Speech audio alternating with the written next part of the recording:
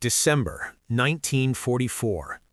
The Ardennes forest stands frozen and silent, its narrow roads packed with snow, wreckage, and the smell of fuel. Beneath low clouds, German Panther tanks idle in concealment. Their crews are veterans. Some have survived Poland, France, Russia. Years of war are etched into their routines, their instincts, their confidence. Across the tree line, American tanks appear. Shermans moving cautiously, crews newly arrived, formations imperfect. To the German gunners watching through optics, it looks familiar, predictable, inexperienced. Another encounter that will end the same way it always has. The first shots confirm their expectations. American tanks burn, crews bail out, radios crackle with kill claims. Laughter follows, quiet, exhausted laughter, but laughter nonetheless. These men have faced the Red Army at Kursk. They have destroyed dozens of enemy vehicles. Compared to that, this feels easy.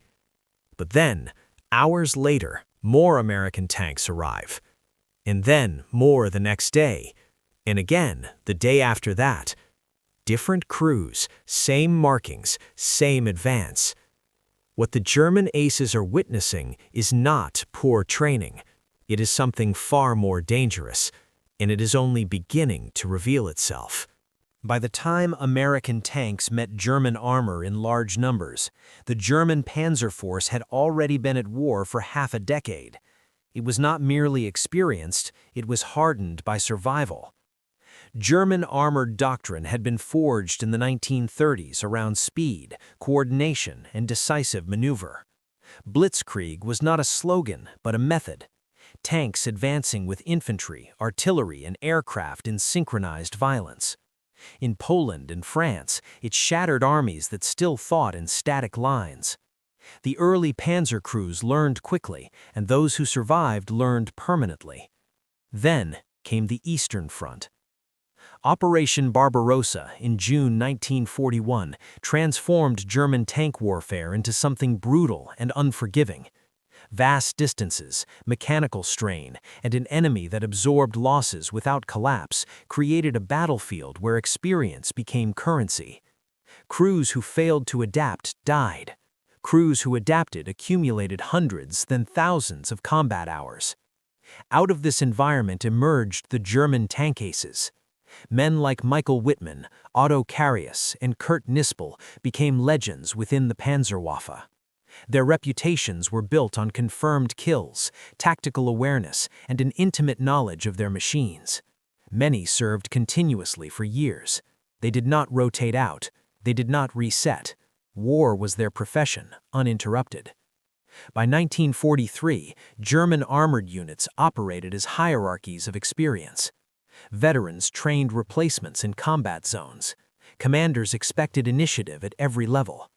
Tank crews often fought together for years, developing unspoken coordination under fire. This cohesion mattered. In armored warfare, seconds decide survival. But this system came with a cost.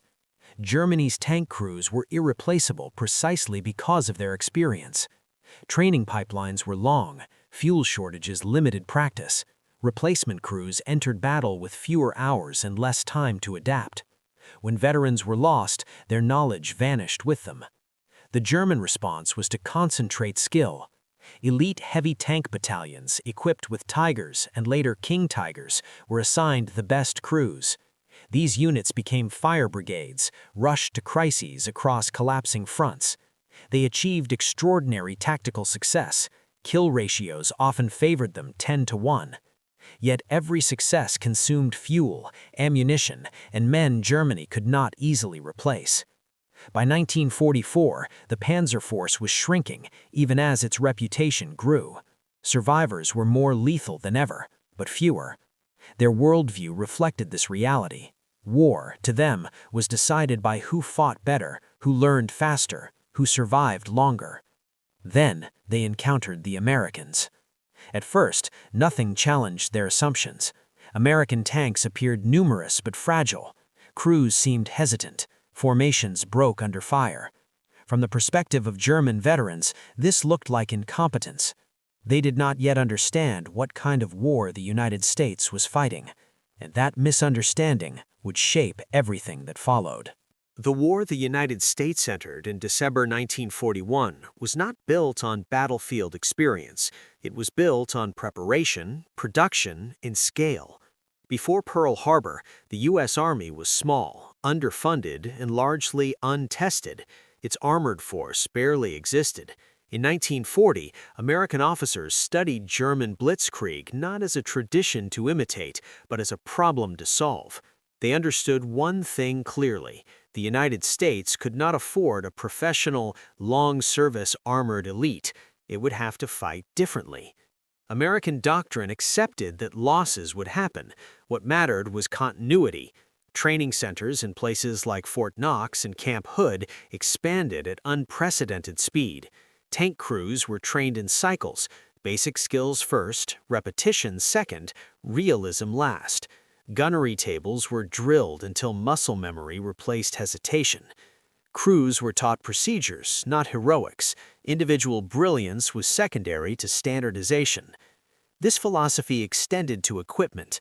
The M4 Sherman was not designed to duel Tigers. It was designed to be reliable, repairable, and producible. It used standardized parts. It fit on rail cars and landing craft. It could be fixed in the field by mechanics with minimal tools.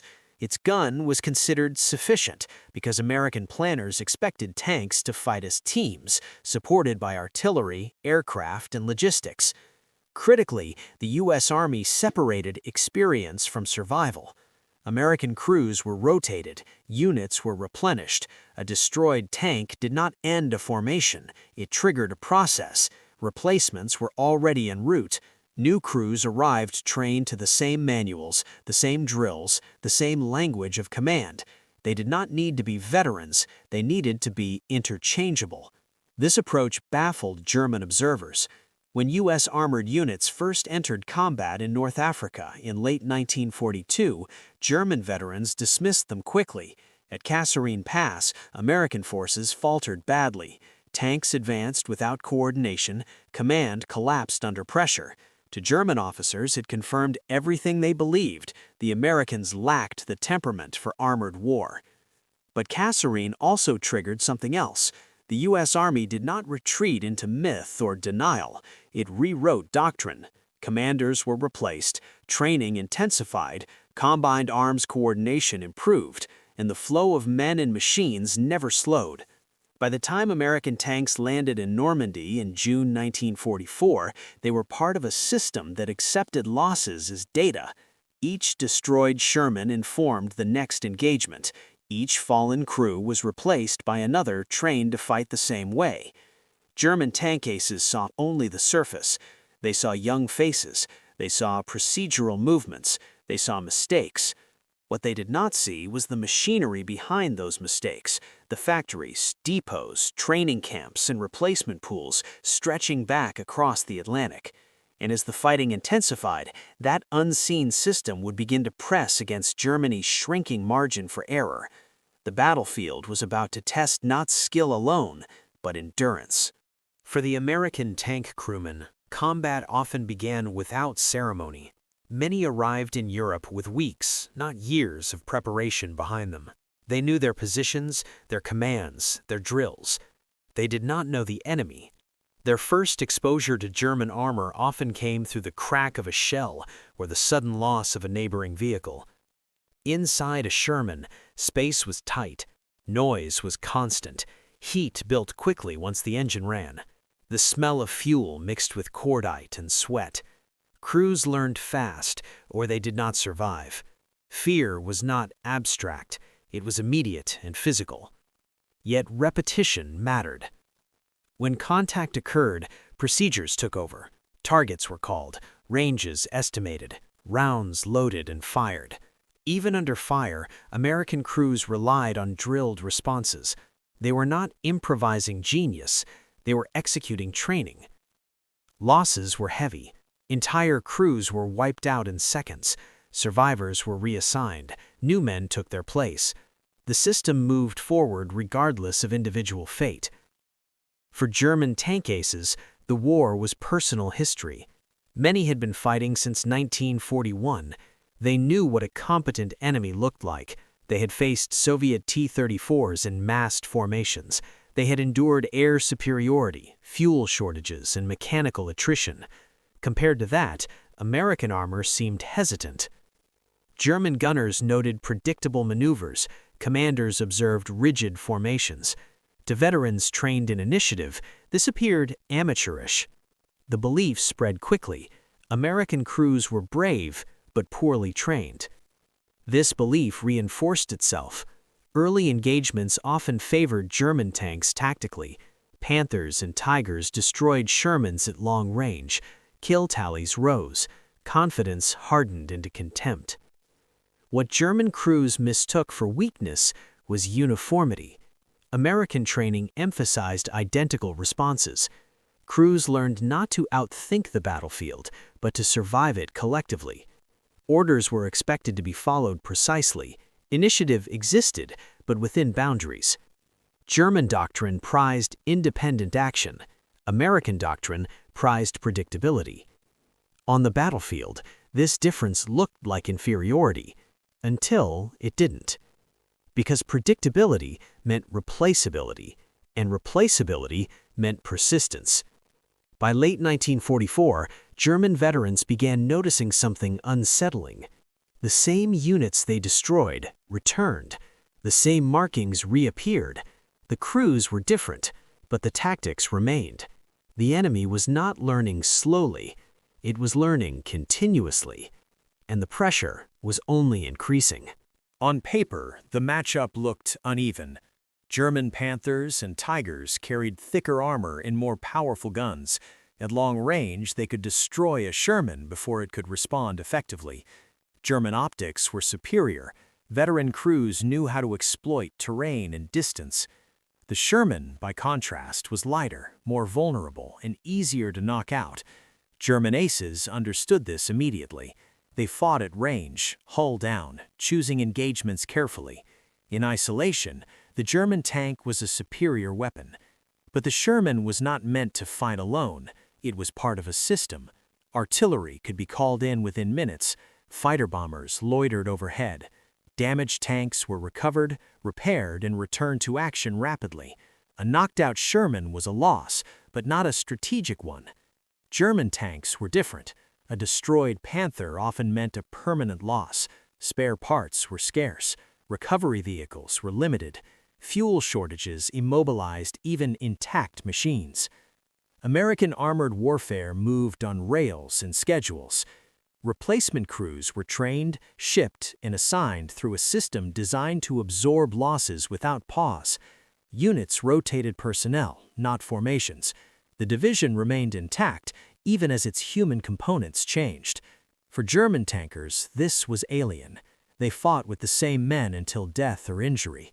When a commander fell, the crew felt it deeply. Experience was personal. Its loss was felt immediately. But as casualties mounted, German crews noticed something else.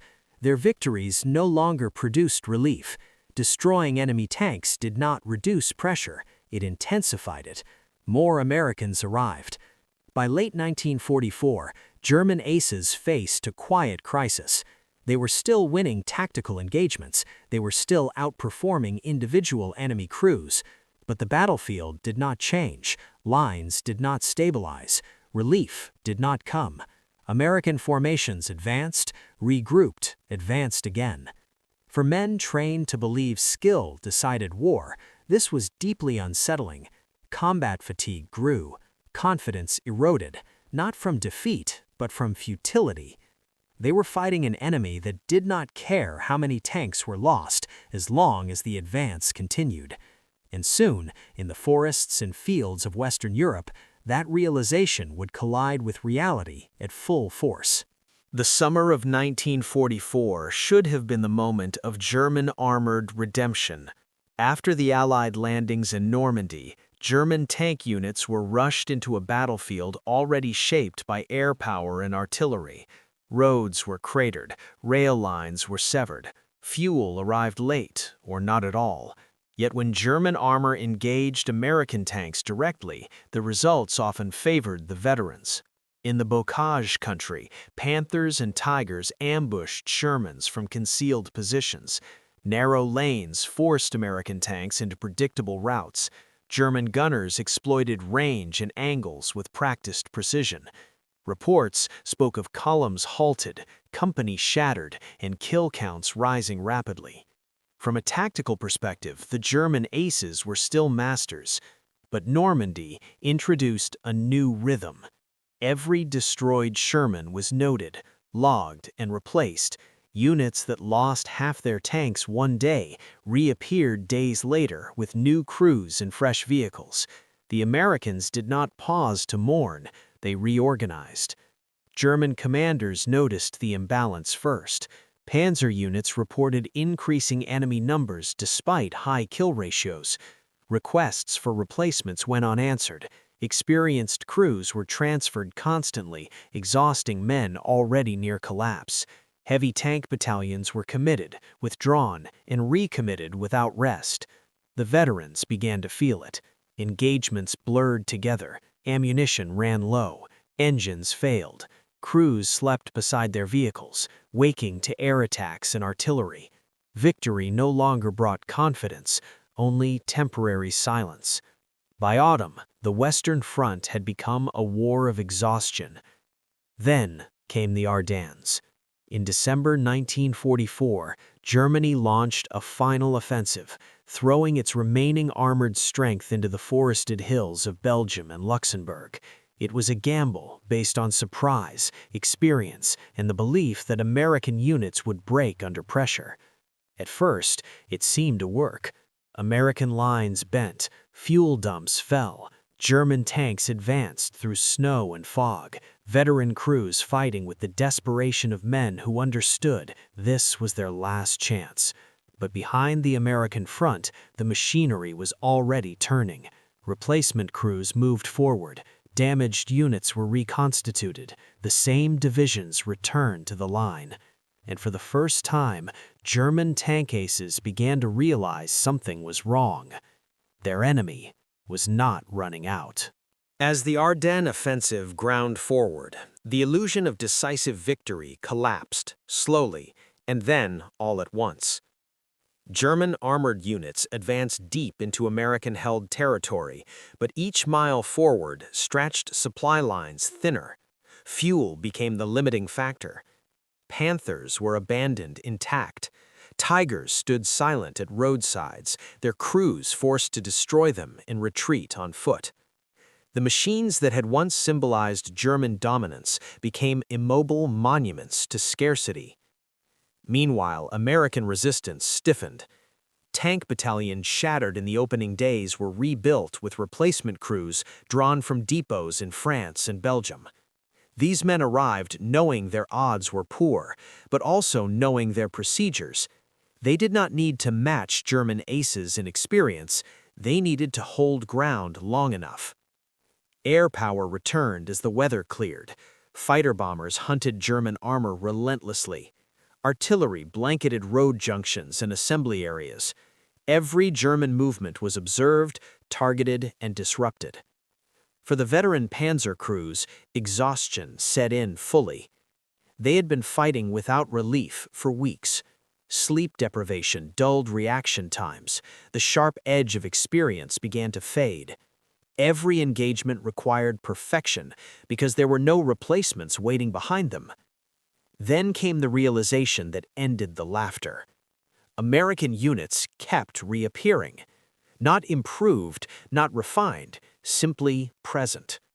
German gunners destroyed one Sherman, then another, but the next day more arrived. Different crews, same drills, same advance.